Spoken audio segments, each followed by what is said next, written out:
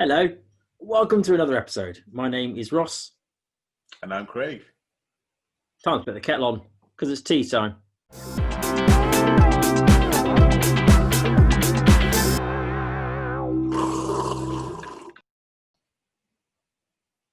It's the only swig of the episode I get that's actually warm. After that, it's just disgustingly cold. Right, news. Craig, you just start today. What have you got? Yes, actually got a few pieces of news, which is nice because we seem to be alternating. Cool. So I'll start with the first one because it's quite cool. It's quite a part of Wales, and that's coal mines. And some people have figured out how to generate clean energy from coal mines. So the UK, as you probably know, has a lot of coal mines just there. They've all stopped producing coal. And they've been now propositioned to be repurposed for green projects.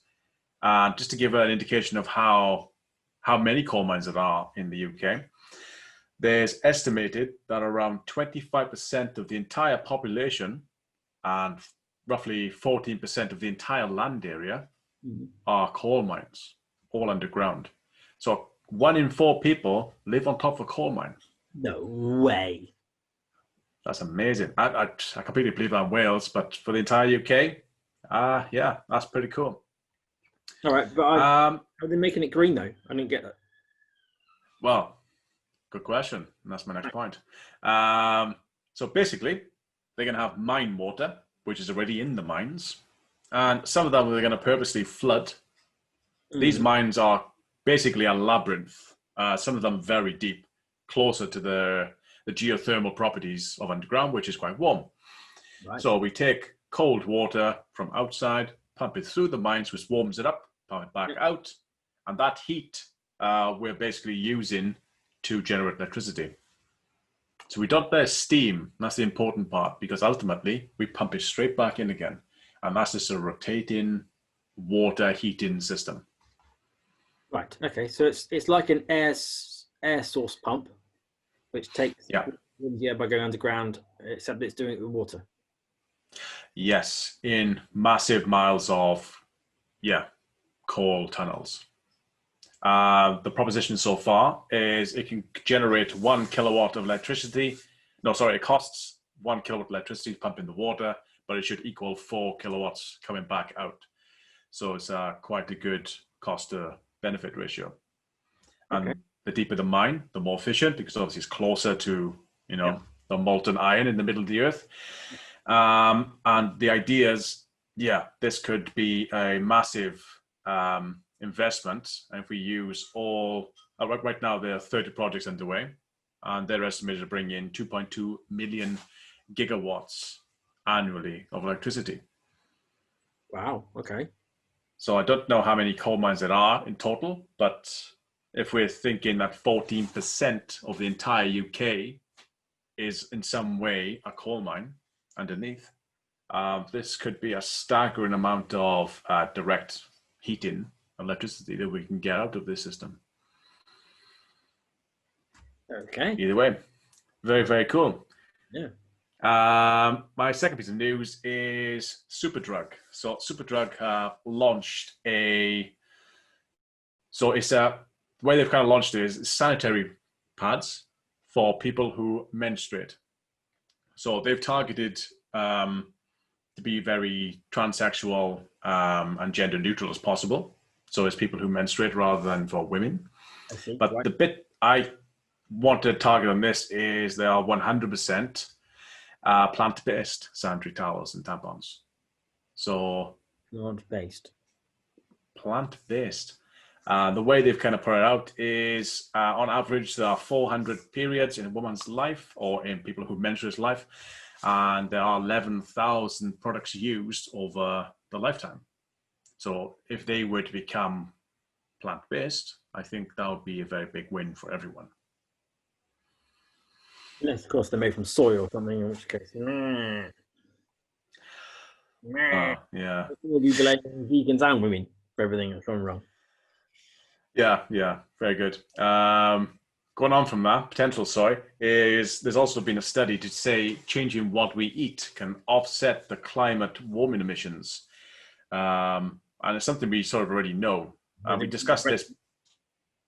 We discussed this in the plant first episode, but yeah, basically eating plant first, protein-rich foods like lentils, beans, nuts, is one of the best ways to offset the food industry's CO2 creation, because obviously they take up a fraction of the land, versus meat and dairy, which we've already discussed. I just wanted to bring it up because it's a nice new study that's come out this week and sort of backs up that argument. So the more we shift those foods, I approve of my plant first diet, is what you're saying. Basically. Fantastic. I mean, I already knew, but it's always nice to have the science. Yep, it's a new study that's popped up in the Journal of Nature Sustainability. So that's quite cool. Another one you'd probably be quite interested in because you use this thing, Zap-Map. I do. Since you're an electric car user, you use Zap-Map to find an electric charging point. Yes. However, one of the biggest frustrations apparently of Zap-Map is that it would be easier if you could allocate time and pay in advance before you even get to the charging point. Allocate time means is there something as in book the charger so that it's available when I get there. Is that what you mean? Yeah. I mean, it's annoying if you get there and it's being used by someone else, sure, but equally, or as a provider you don't have an account with, for example. That's true. Yes, I don't know how they're going to solve that problem. Oh, I suppose if you so you pay through Zap-Map, and that's what I mean. They are becoming the electric charging payment provider. So you'll pay them, and they'll sort out the third party. Booking the time, not so much, because there's this flip side of that is you get there, it's free, but you can't use it because some pain in the butt has booked it and he's 10 minutes out and you have to wait for him. That would be irritating. But if you didn't matter which charging it was, then instead of me looking for a particular network, I can just go anywhere. That would be cool. Exactly. So that's mainly what they're doing. They're looking to allow you to pay for your power on the go. So you get there, you're ready to go. You're going to worry about your other accounts, etc. They're currently testing this across 4 regions with 10 different chargers in Stratford, Gloucester, Chepstow, and Bristol. So this is basically a trial, but then they are looking to roll out to another 150 locations by the end of the year. So there's not a lot left in this year. So that's quite ambitious. Yeah, cool stuff. And other than that, Windows are now properly going to be using transparent solar panels. So I think we've also discussed this before about the solar panel, which is transparent. Yeah, they weren't as efficient though, if I remember rightly. No, they're not. But there's a new sort of thing they figured out of meshing together nanoparticles and solar panels inside Windows are more efficient, and they are seemingly doing a good job by sandwiching them all together. So they're actually built into the window itself. Cool. Which makes sense, I suppose. Rather than being on the outside, it's just kind of inside. And the idea is, and what they're saying is, if we've done our job right, no one will even know they're there. Excellent. Which is pretty cool. Slightly related thing. I don't know enough information to give it in more details, but you can Google the term anti-solar panels. It seems to be this thing where it's absorbing energy from I think it's the heat radiated from the planet, as opposed to the sun the light from the sun. Theoretically, they work at nighttime as well. So I can see there being these panels that are basically, because seemingly it's just a layer, that you end up with these 10 different layers, and one layer takes the light, one takes the radiated heat, another one takes in light at different spectrum, because we talked about that as well. I can just see this having these multi-layered panels that can just absorb something out of something that will give at any moment of every day, and then we'll have really good panels, because then it won't matter if it's only 18% efficient in one thing, because it will have 18% from that, and plus getting another 6% from something else and 4% from something else, and it will add up, and we won't care so much. But yeah, I think panels are going in a really cool direction. Yeah, that would be an amazing window, And especially in a skyscraper of some sort. the window, it's just, I mean, it's going to be a very expensive window, but probably a very thick one too. But you know, it's almost like the double glazing is already done for you. You just have 6 different layers. You've got it's not double glazing or triple glazing. It's 6 layers, but each one's a different panel doing a different thing, and all of them are giving you energy. Exactly. Kind of using that spacing between the panels a bit more efficiently. While I'm putting A in there, we can put some in that actually generates, not saves. Does both forever. And going on from that is also something being invented called the cold tube. Okay.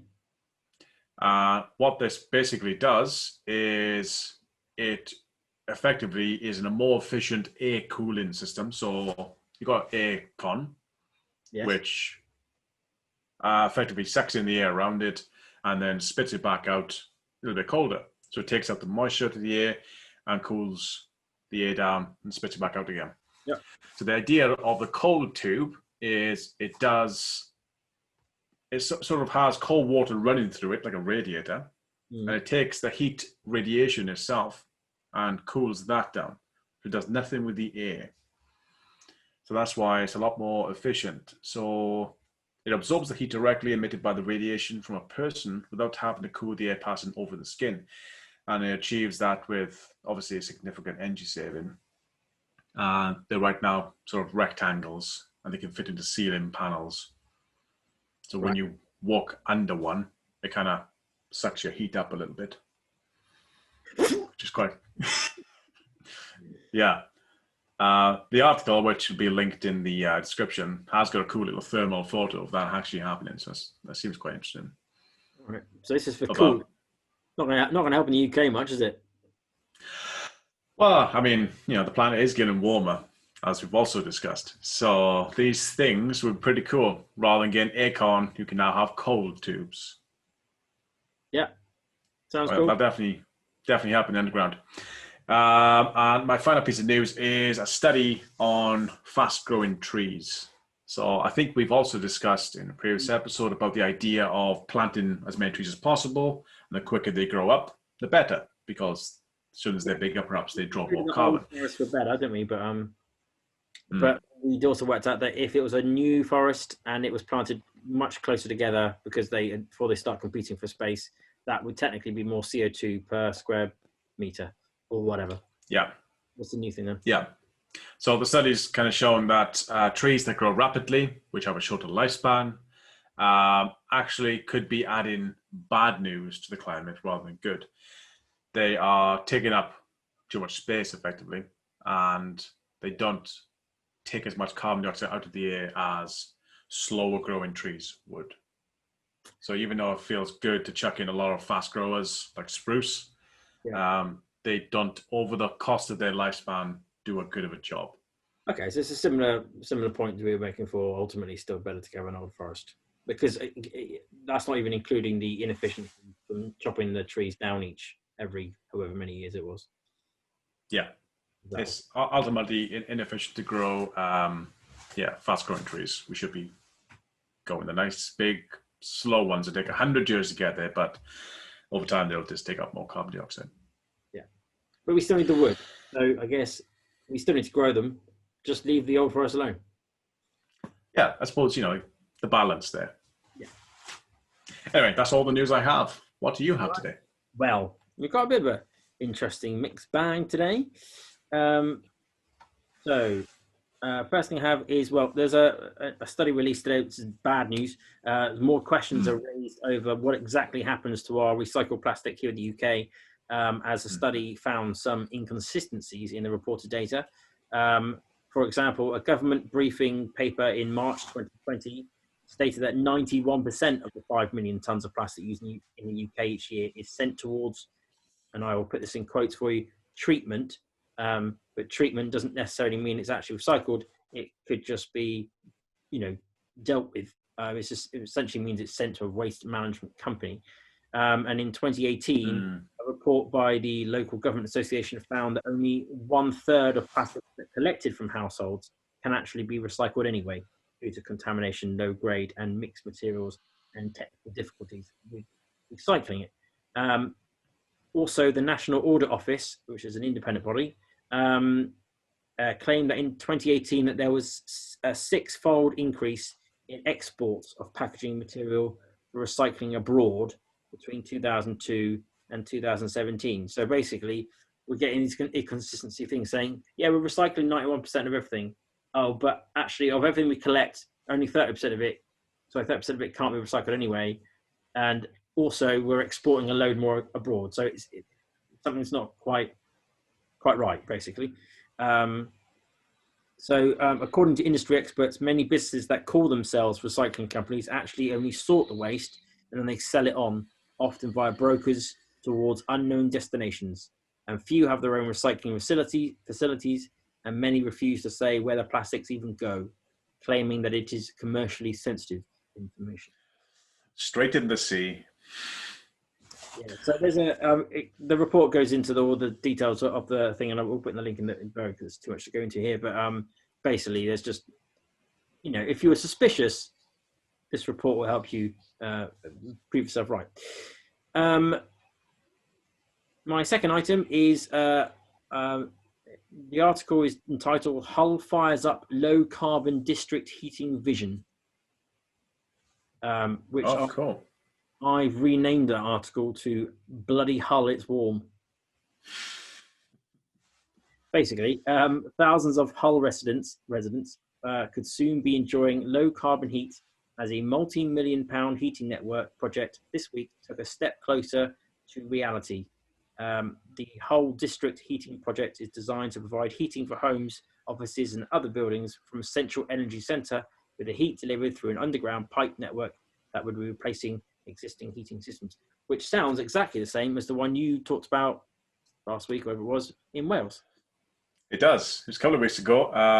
But yeah, Cardiff to Bridgend was the first step. Hull, I believe, was the second step. So I think it's the same project. Right. Yeah. There we go. Well, it's moving forward. Nice. Right. In other news, today is a special day, Craig. Did you know what day it is today? The 9th of September. That is true. Yes, it is. I believe it may be National or something Teddy Bear Day, but it's also another name for today. Today is World EV Day. Is it? Whoop, whoop. And to celebrate, a few people have sort of announced what's some sort of World EV related news. Nissan announced that today they made their 500,000th EV in Sunderland today. So well done them. But to celebrate it in further fashion, the UK government has launched a £12 million funding tech competition package. Highways England is supercharging a green incentive scheme with a multi-million-pound investment that allows businesses to try electric vehicles for free before they buy them. Okay, that sounds interesting. Yeah, an initiative designed to encourage a shift to cleaner, low-carbon vehicles. The company is handing £9.3 million to local authorities to encourage businesses with diesel van fleets to make the switch to electric. I've already tweeted my local council, just in case. So yeah, apparently they are allowing local councils and things to I guess purchase buses or maybe recycling trucks or whatever. I'm not entirely sure. It's not clear on details, but yeah, a free buy thing. We talked about the Royal Mail and British Gas getting their electric vans. Yes. So they must feel a bit stumped on this. They just missed this. Hopefully they can get some help out of this and continue going. I'm sure they count because they're a private business, so I'm not sure they would count as British Gas is their own company, whereas this is talking about local authorities, I think. Oh, I missed that. I thought you meant any could do, which would be amazing. Yeah. Less so amazing for councils to do it because they should already be doing it, arguably. They probably haven't got the budget, so hopefully it will help. So that's cool. As I seem to keep finding them, there has been another Loop member. You remember who Loop is? I do. Tesco's and Waitrose, but there's someone else now. There's someone else you might know. Sainsbury's. No.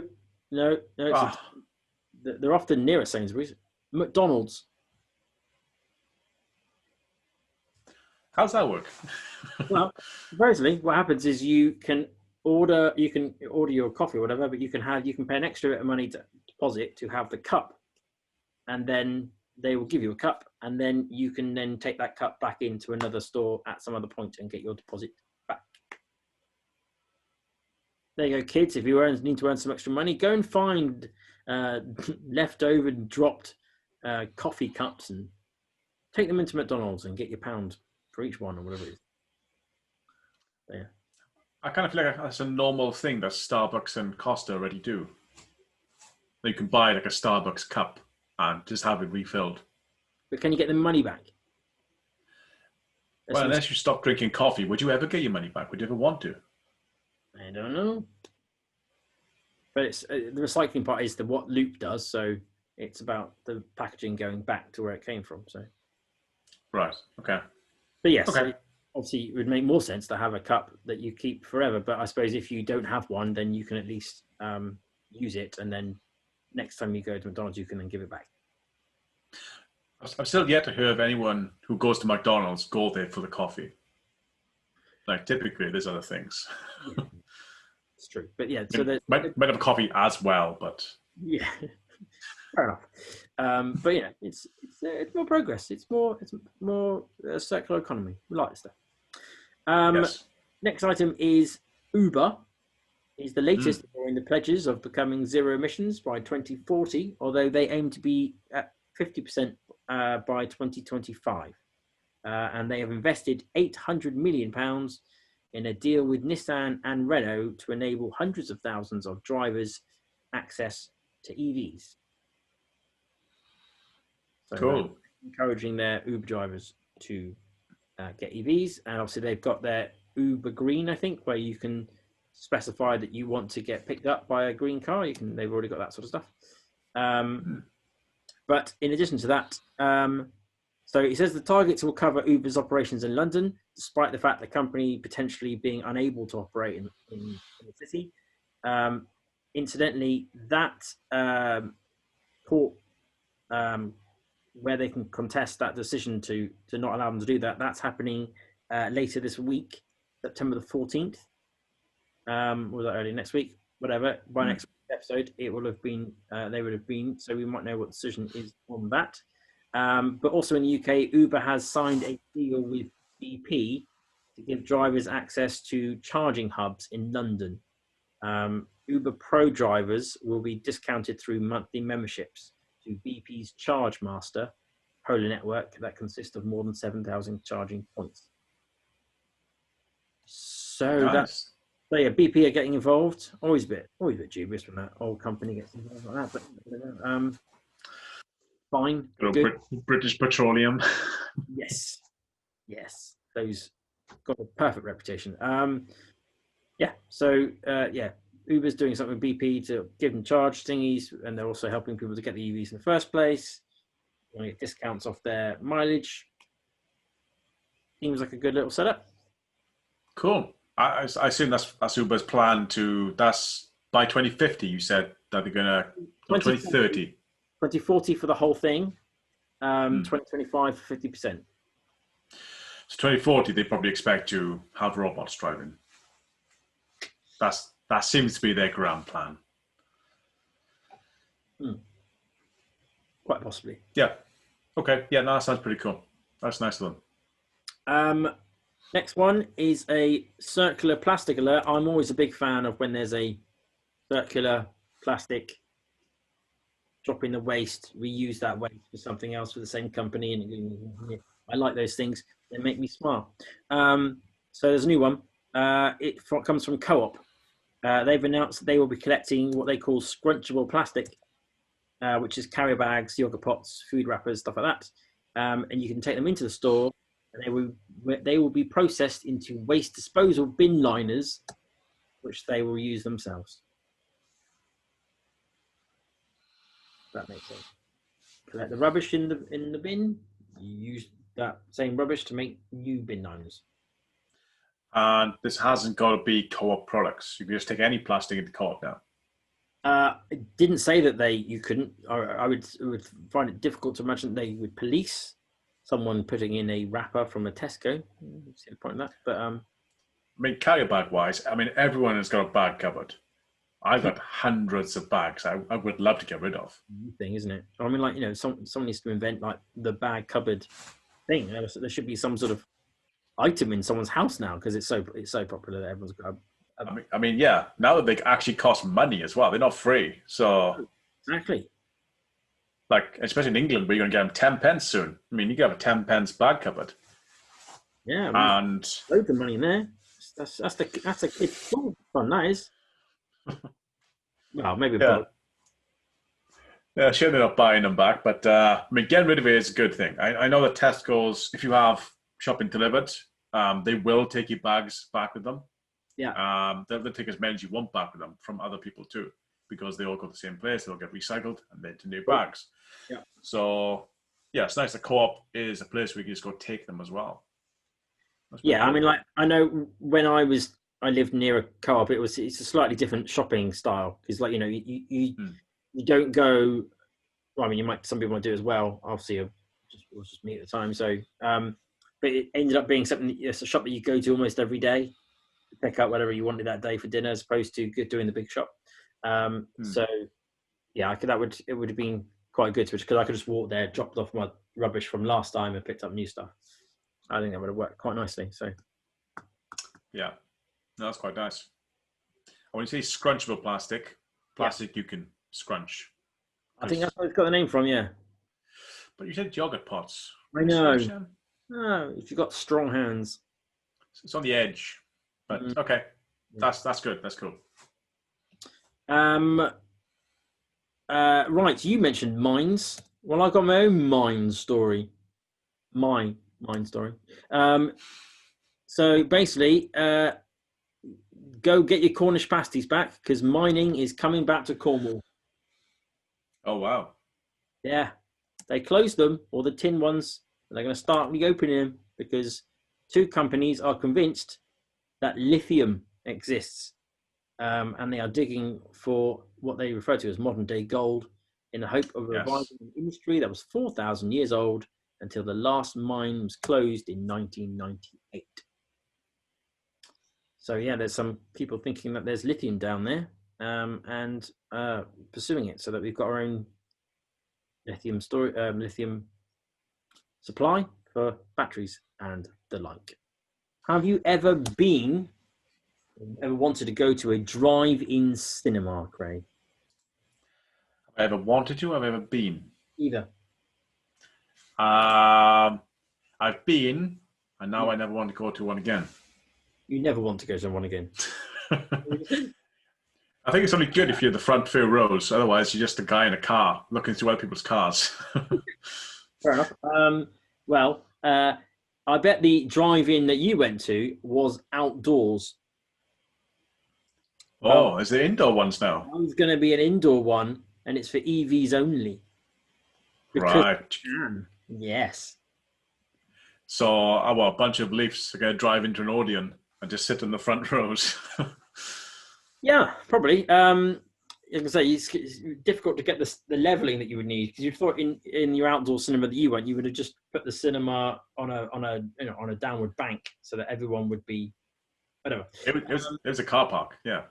But I've mentioned them a couple of times on the show. So fully charged, they have their own sort of perhaps more slightly professional electric car news show hosted by Robert Llewellyn. So fully charged was supposed to have their conference that they have every year, but they were unable to do so because of COVID.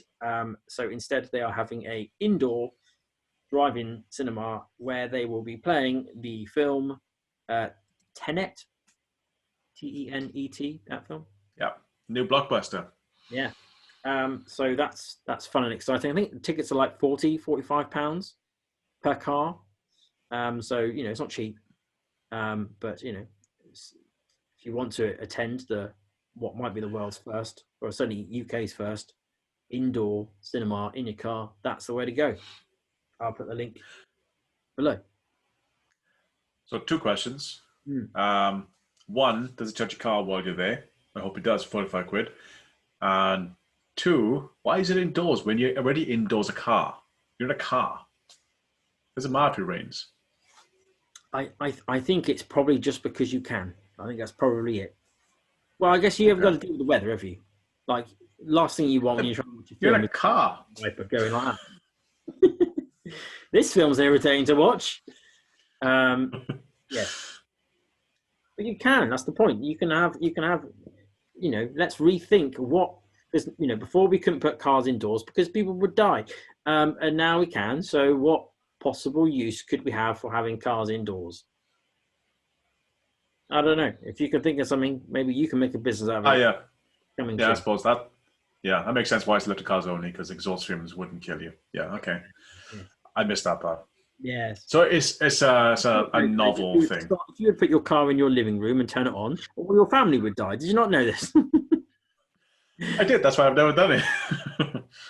It's something that people don't really think about. But yes, the car that you have outside, the car that most people have and they drive around every day, if you put it in your house and turn it on, it will kill everybody. I've seen enough of CSI people. Yeah, that's like a common way to kill yourself, isn't it? Like in the garage in America. Yeah. Yeah. Like UK garages are never that big. You can't stand in the garage and have your car in there. That's madness. So that's the news. What's today's topic? I know the topic actually, so but I deliberately have not looked into it. So this is all going to be all fresh and interesting. One would hope. Perfect. Well, it's a topic that's been around for a long time, and it's called Stoicism. Stoicism. Okay. Voila. Stoicism. So none the wiser at this point. Cool. So for me, I've always considered spirituality as a needed ingredient for a fulfilled life.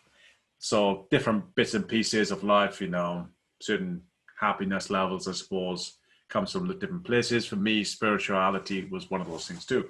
I like to have an open mind, and I'm not religious. So I've always looked at other spiritualities and to kind of see what they have to offer. And that type of looking led me to Buddhism, which you do know a fair bit about.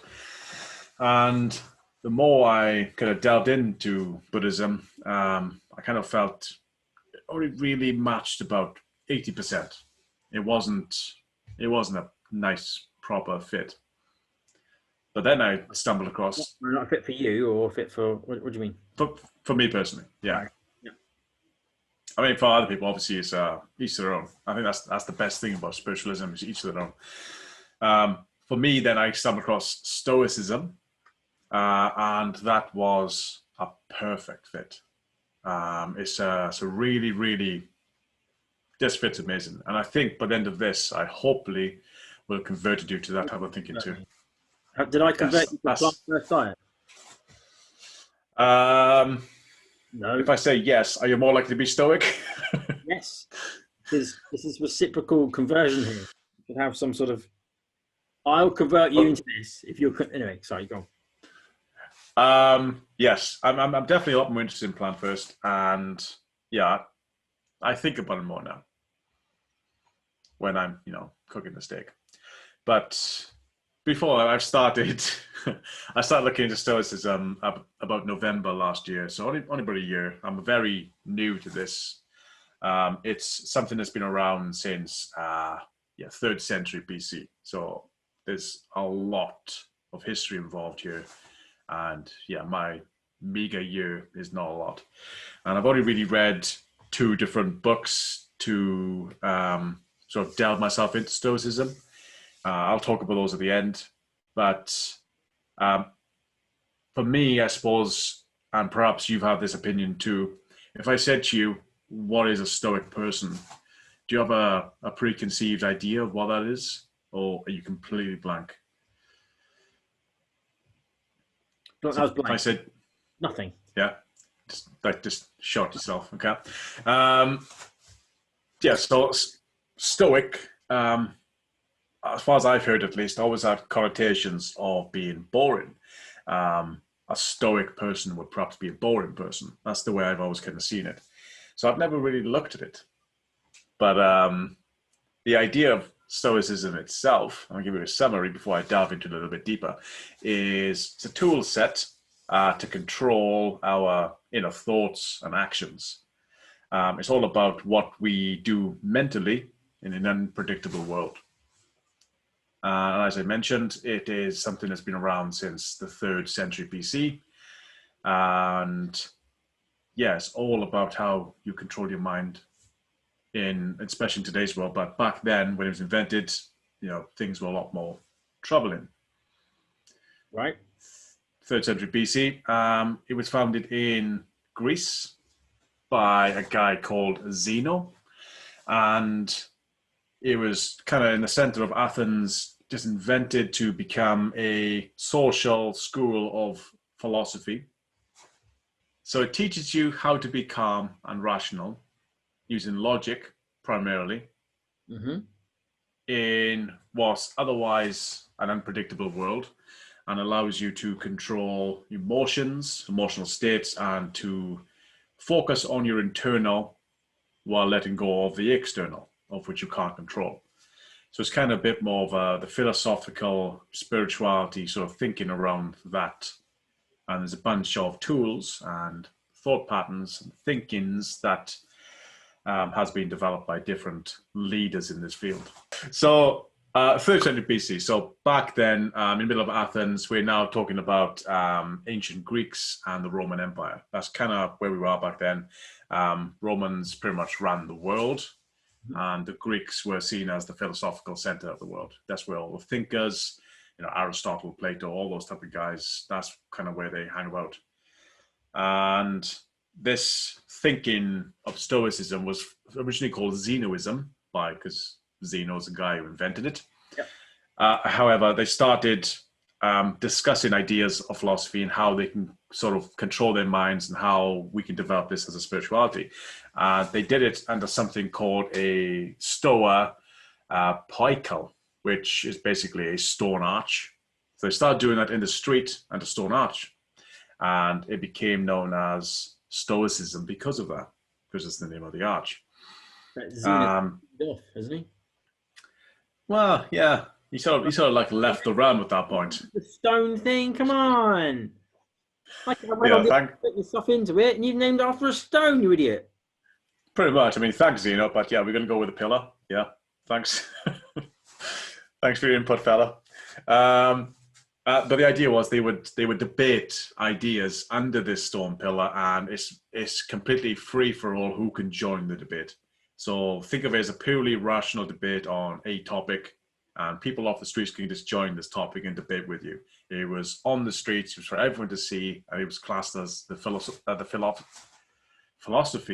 of the street by that reason. So it became sort of maybe the poor man's philosophy, but then later became the rich man's philosophy too. And it kind of kept growing and spreading. The idea just kept getting more affirmed with personal ethics, morality by different people who got on board with the idea. And one of the cornerstones, which I think you'll also agree with, is it views the natural world and the environment effectively and everything to do with it as that's kind of the cornerstone of the entire belief that this is the most sacred thing, and we live within the natural world with a system of logic. So far, I think it probably sums us both up quite well. Yes, I have no red flags warning yet. So the key principles, which I think they've all come to, which I think you would probably agree with, there's 10 I found and put together. Like one, commandments. Yeah, it's like commandments, except like you don't get punished by some sort of like sky daddy. There's no leap of belief here. So number one, live in agreement with nature. Live in agreement with nature. Yes. Okay. Fine. Have to agree with that. So as humans, we're meant to be reasonable beings. We're not animals. So we should live in the nature, we should be rational, and we should be logical because we have those powers. I think I prefer the idea that we are animals. But we are. I think that helps us that we are still part of the rest of it. I think thinking that we're not animals doesn't help us. Okay, we're not beasts then. But we're reasonable animals. Yes, we're not vicious beasts. Yes. Yes, we're rational animals. We're not. Yeah, whatever. Number 2, live by virtue. So the idea here is virtue is the highest of all things good. And virtue is a combination of wisdom, justice, courage, and self-discipline. Okay. All 4 of those you could probably agree with is, yeah, cool.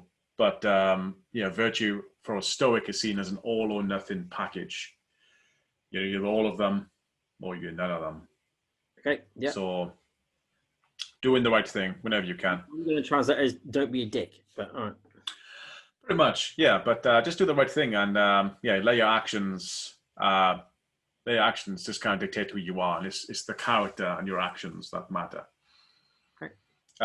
3, focus only on what you can control and accept what you can't. I like that one. I think that one's important for a lot of people, actually.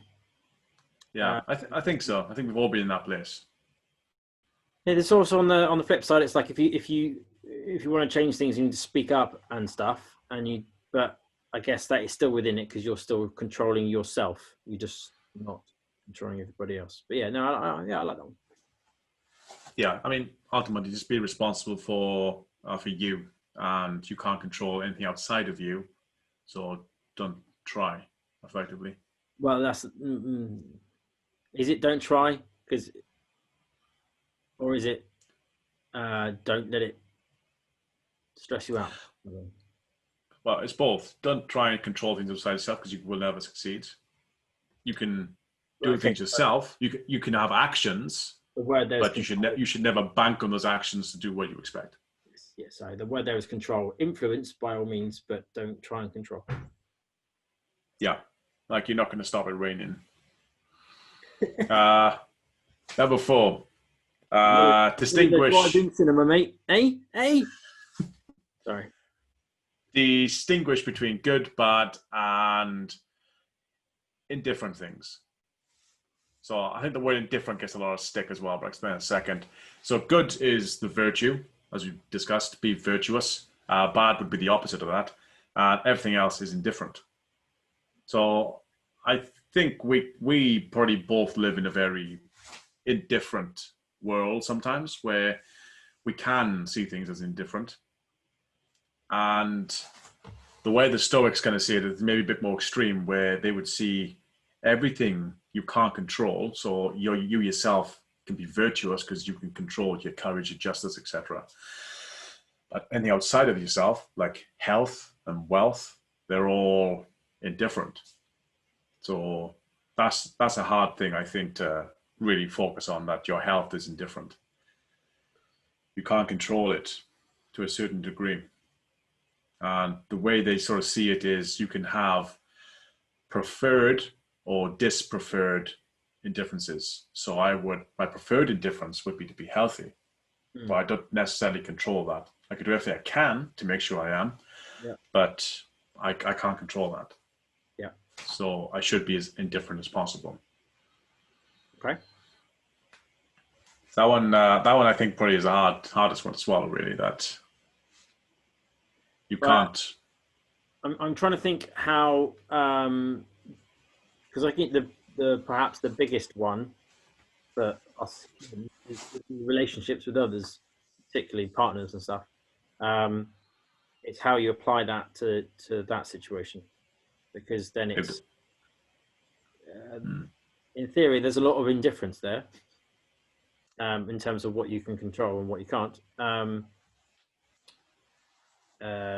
So it's how you wrestle with that. Is there any bit that you take on responsibility for, or you're just indifferent about everything?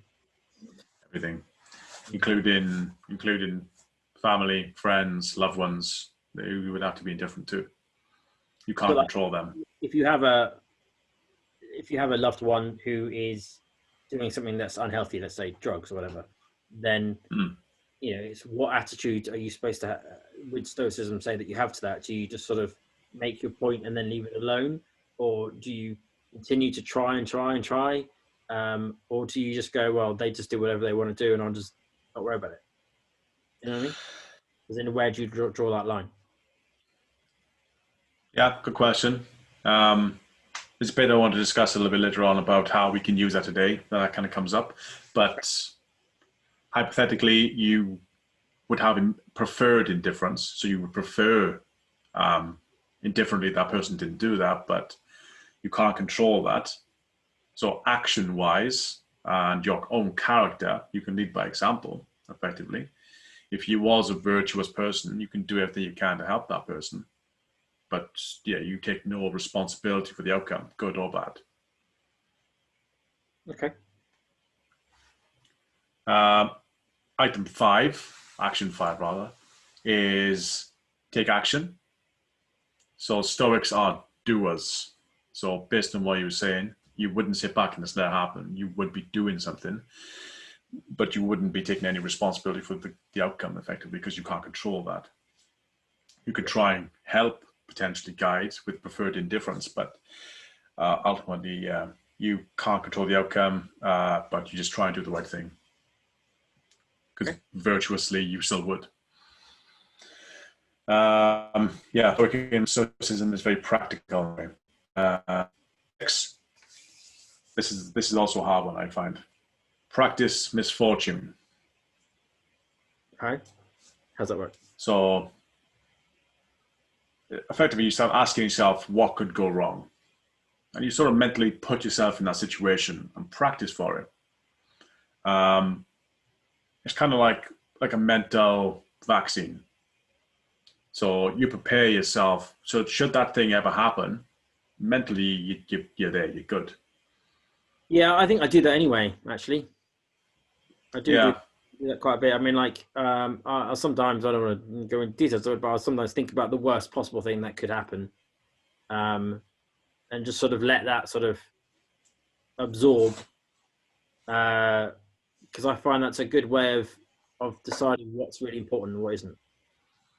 I sort of use it in that sort of way, that if you can experience the worst case scenario in your head, then everything else seems like less of a problem. Yeah, no, I agree. If it does happen, you've got some idea of how that's going to feel, what you're probably going to do about it. Yeah, and I think that's ultimately what is suggested you do, that you think about the worst case scenario and you prepare yourself for it. I mean, the chance of the worst case scenario happening is obviously very slim anyway. Yes. But if it did happen, you're ready.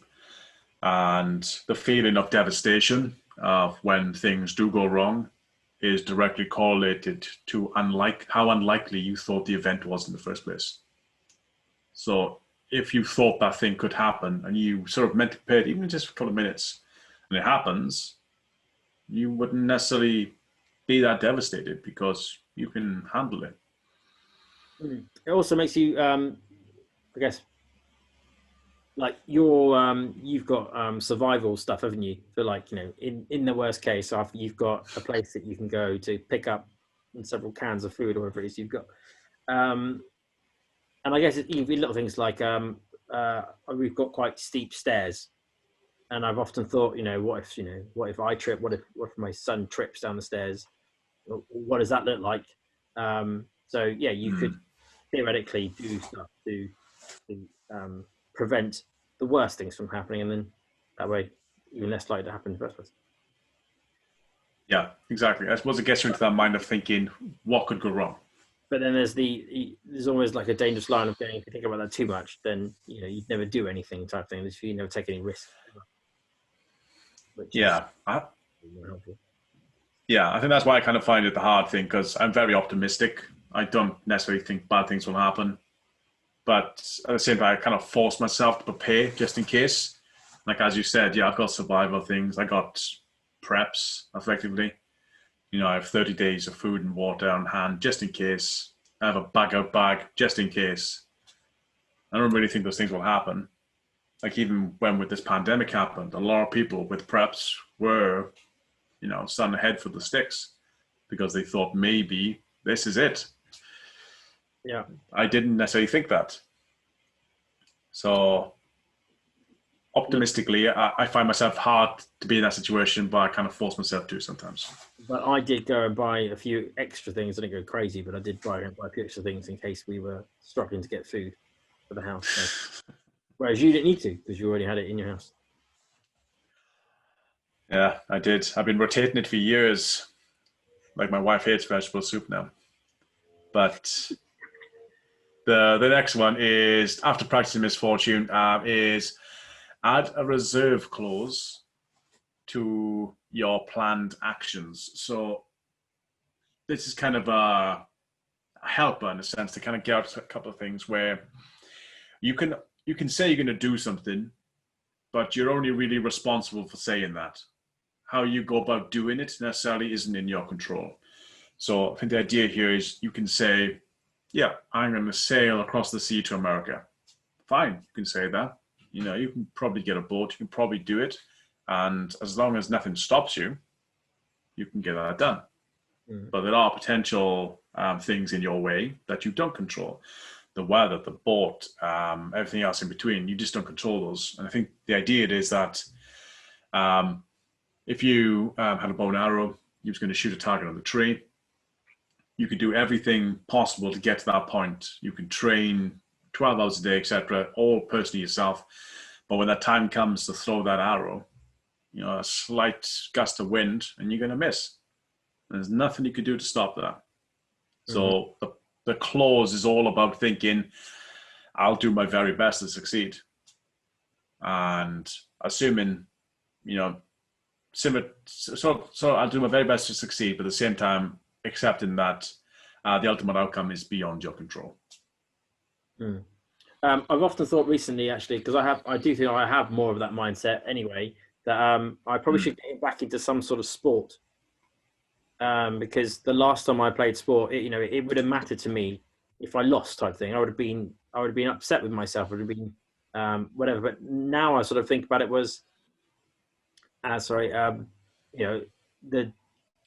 there's a lot of it's down to hard work and skill and natural ability and all that sort of stuff, and then some of it's just down to bad luck or whatever. So as long as I've put in absolutely everything I can do to win that game, then if I lose the game, I lose the game. There's nothing else I could have done anyway. So therefore, I wouldn't be as bothered, and I'd be interested to know what I'd be like now with that sort of improved mindset. Like because when you're losing during the game, you're 3/4 of the way through. Like it's tennis, or whatever, and you're 2 sets down over.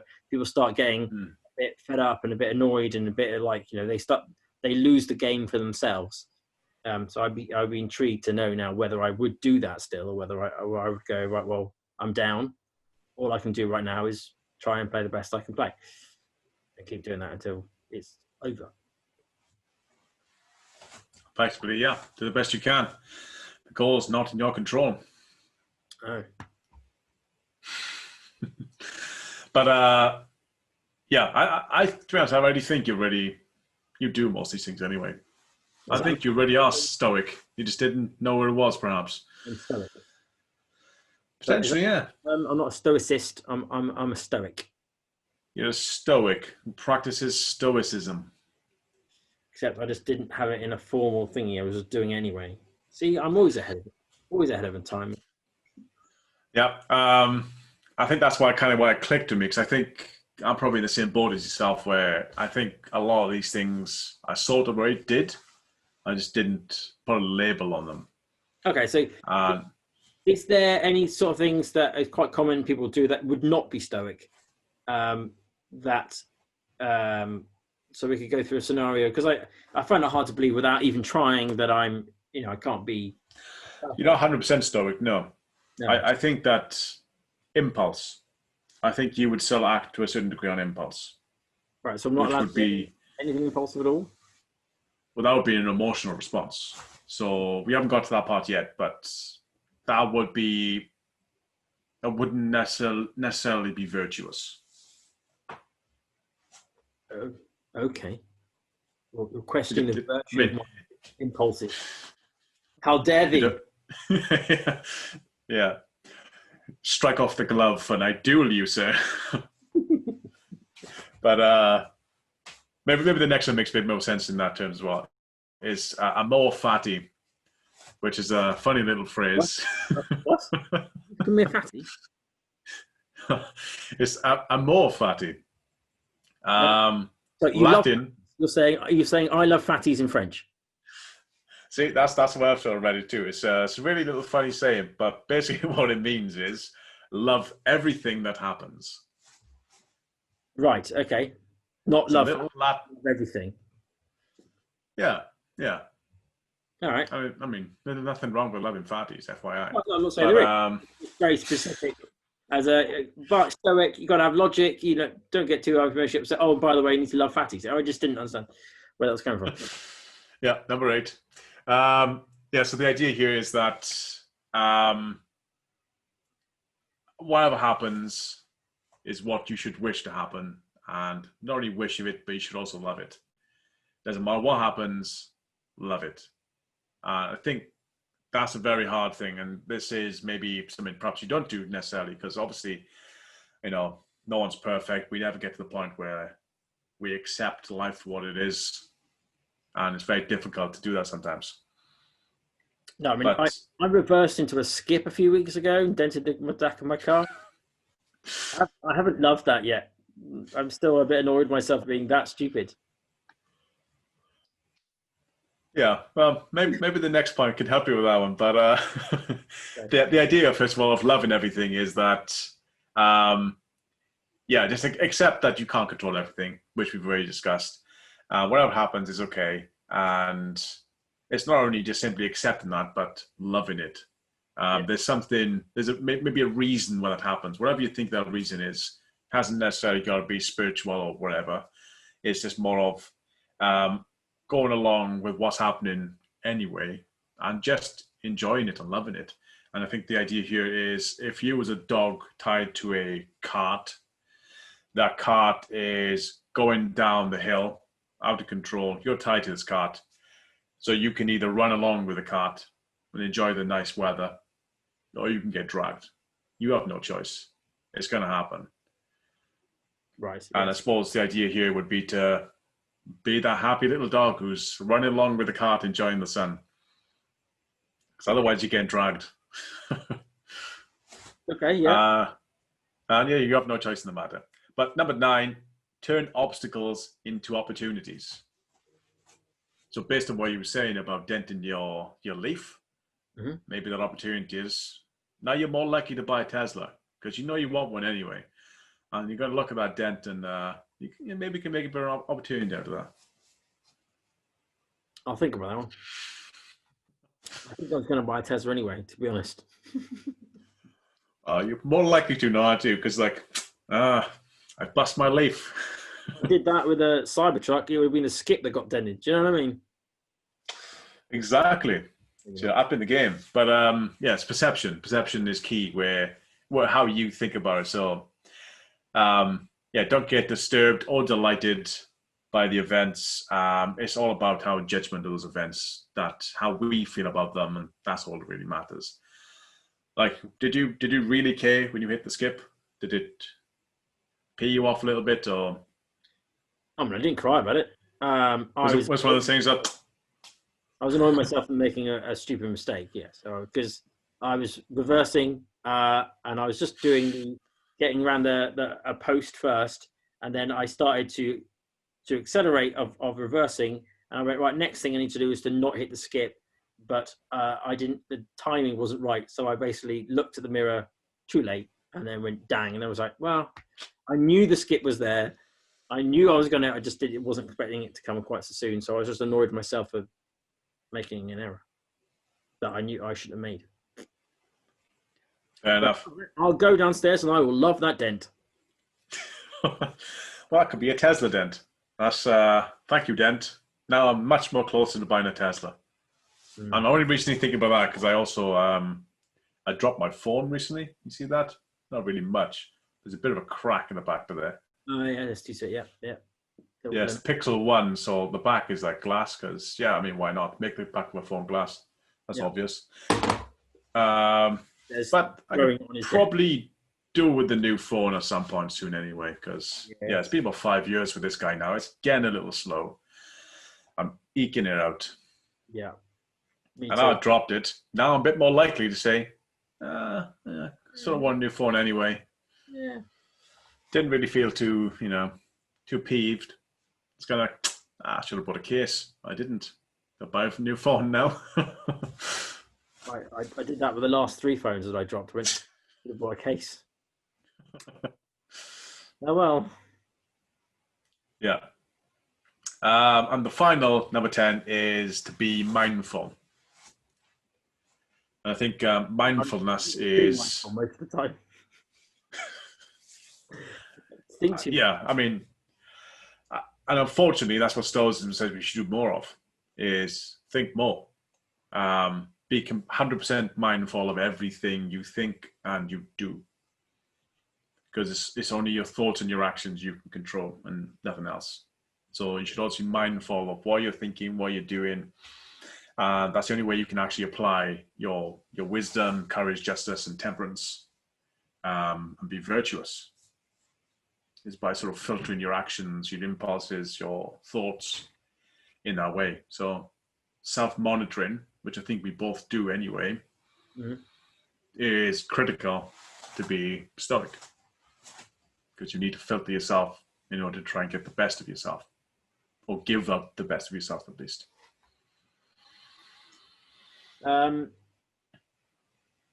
Yeah, no, I do think I am quite self-aware. Like, as a not very good example to bring up really on this, but I had a go at my son the other day because he was getting upset about wearing shorts.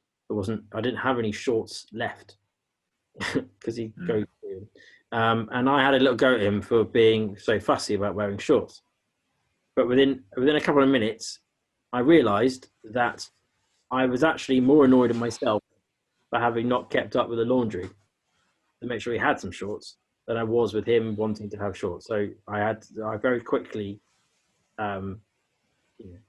switched it back the other way around. Actually, sorry, it's not your fault. It's my fault.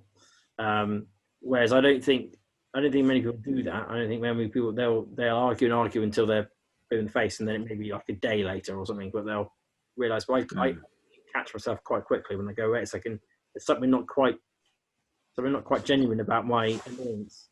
I don't think it's actually where I think it is. So now I will then do that. Yeah, usually within a few minutes of what's happened. So yeah, I think I'm quite self monitoring. Yeah, that's pretty good. And to have sort of pretty instant reflection like that is, I would say, rare. I'm nowhere near that level. I'm also very self-monitoring, but I find it difficult sometimes to reflect instantly until maybe a little bit later. I think it's about if you get emotional, if you get upset, then it is difficult then, because you're just getting carried through that emotion. So you have to finish the emotional stage, or you can get to the point of actually thinking. But I think I'm naturally quite good at flipping from, well, I don't get that emotion in the first place, and then although I'd say you're even less so, you seem generally even less emotional than me most of the time. So I think I am. That's probably why it catches me off guard when I do get emotional, because I'm less used to that crap. I see. So then you're like, "Whoa, what's happening? I'm having some meltdown. something's broken." Well, it's like, yeah, what's this feeling like? I know you're 3 chemicals in my brain, but could you stop? You sort yourself out, because I'm struggling to concentrate. Yeah. Yeah, just speed up. But so you get all these 10 principles of Stoicism, and I think you seem to agree with all of them. I can't. Yeah, doesn't it? Yeah, I just agree with it. I'm right with all of them. So, someone who is perfect in all 10, what does a Stoic look like? Like, I'd like to think I'm on that journey, but and it seems like you're on that journey too, but maybe just didn't fully realize. And then I had no idea. Maybe we're probably junior Stoics in a sense. Like, we're sort of trying to figure that stuff out. And I think the way we discuss things and chat about things, and I mean, this entire chat is basically reflection. That's kind of what we're doing in a sense. We're trying to chat about things, get ideas out, and just kind of meld them together. So yeah, I think we are pretty stoic. Right. Well, But if this particular podcast only gets 5 views, I'm going to love that too. yes, that's what you got to do. Opportunities. But We keep thinking of ideas to improve things. We said this at the beginning that we're partly doing this for us, and actually it's kind of funny because it's true. As in, like, I think if lots of, we don't have that many viewers. If we did, that would be one thing. But actually, the fact that we don't and we still want to do it, I actually do love that. I actually think it's like, well, that's actually really interesting. Because, there's clearly something that we are personally getting out of it. We're not doing it for the attention, clearly. We're doing it for some other reason which is benefiting us, and that's why we're still doing it, even though basically talking to ourselves ultimately in the grand scheme of things. Yeah, exactly. I think thanks for watching. Yeah, thanks for watching. I think, yeah, the Stoic ideas, like, chatting about these things, putting concepts out there in the air between us and then checking them around, and I think we got similar brains, which is good because we can put things out there and understand what each other's thinking about and talking about and play with them and transfer them back and forth and stuff. And it's really, really cool. Okay, so go on. Sorry if you have something. I was going to say, I think Stoicism as a tool set of logical thinking really helps solidify those things. So if I was not a natural born Stoic, first of all, do you think people could learn to be Stoic, or is it something that they're just in them anyway? No, 100% can be learned. And second of all, how would you best recommend for someone to learn how to be Stoic? For me, at least, I learn by reading. So I'd recommend reading if that's how you learn. There's a modern Stoic called Ryan Holiday, and he has a YouTube channel. It's called The Daily Stoic, and you can watch videos where they can discuss certain works by Seneca and Marcus Aurelius, etc., and how those apply in today's world, because the ideas are the same.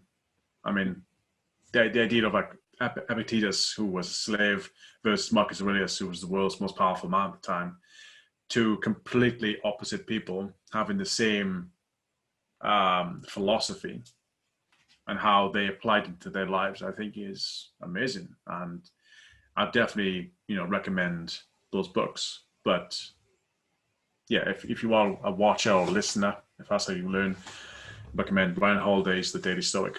Yeah, so the last couple of points I really got is, what's the Stoic look like? I know those points there. A lot of people, perhaps, if you had heard about it before when I was talking about Stoic, I've heard of it more of a boring thing. And a lot of people would assume a Stoic person is basically Spock of Star Trek, that guy. Yeah, never doesn't have any fun, basically. Yeah, no fun, entirely methodical, doesn't break, always on, completely always on switched, and effectively an emotional robot. Yeah. But I suppose that isn't really what Stoicism is. You're not an unemotional robot, but at the same time, you're not a slave to your emotions. You're sort of in between, controlling both, which is very hard to do. It's not something you can just do naturally. I think it is something you can learn to do, but it's difficult to have reason over emotion and filtering them so you can respond with virtue. I think it's ultimately a very difficult thing to do. And stoically, there are famous Stoics in history Seneca, for example, lived by virtue, and he was ordered by Nero to do something he didn't want to do. So he killed himself because he felt that was the most virtuous thing to do at that time. Now that is some mad dedication. Yeah. FYI, don't go and kill yourselves. That's obviously not a good idea to do. We are not recommending. But that's kind of what Seneca did. I guess that's taking the if you can't control other people, control yourself to the utter extreme. Yeah. Because he couldn't kill Nero because that would be unvirtuous. Yeah, exactly. And he couldn't really blame him either, I suppose, because the next thing I want to talk about is how can being a Stoic help today? And the idea is that you would have a love for mankind. Irrespective of what you think about that person, you still love mankind. And we're all rational social beings.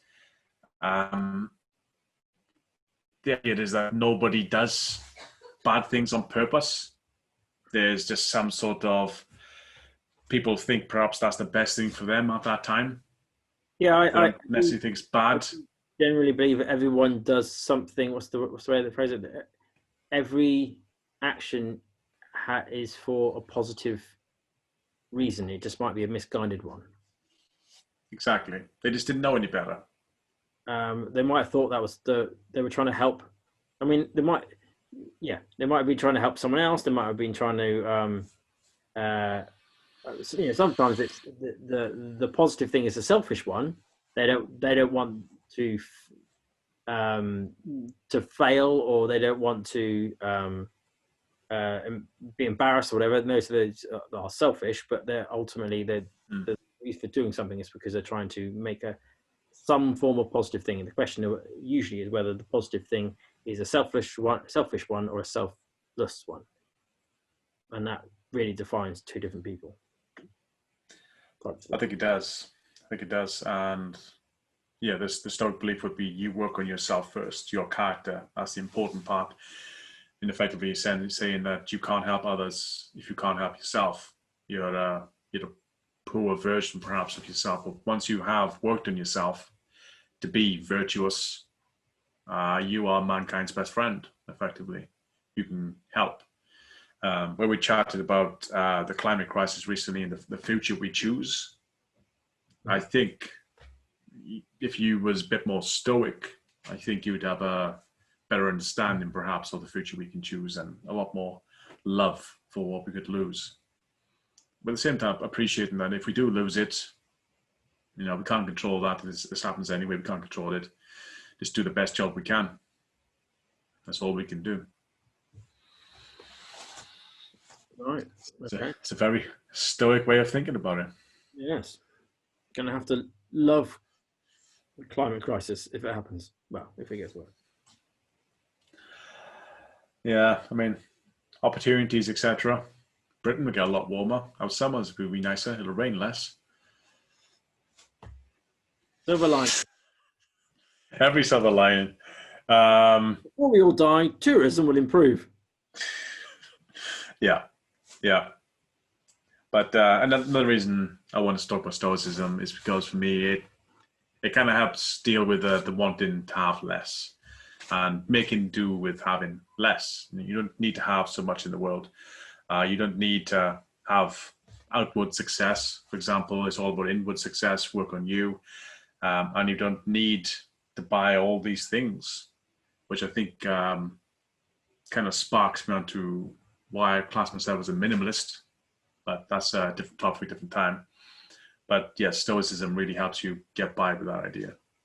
That you don't really need as much as you do. And it's all just in here. That's the bit you need to work on.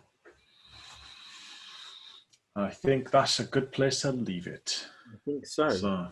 Well, in case it isn't abundantly clear, we're suggesting that you think, educate, and then act. I'm certainly going to go and learn a little bit more about Stoicism so I can be a better Stoic. And thanks for watching, and we'll see you next time. Bye-bye.